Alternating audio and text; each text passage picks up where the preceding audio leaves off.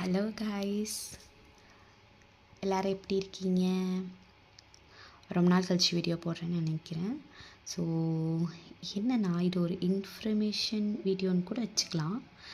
இது வந்து ஆக்சுவலாக எங்களோட வீடு நாங்கள் 2011 அப்போவே கட்டிட்டோம். பட் எங்கள் ஏரியா சுற்றி எப்படி இருக்குன்னு பார்க்கலாமா?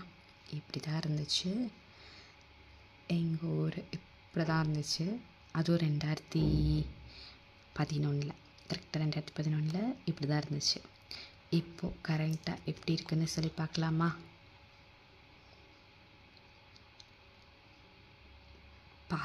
எவ்வளோ வீடாக இருக்குல்ல.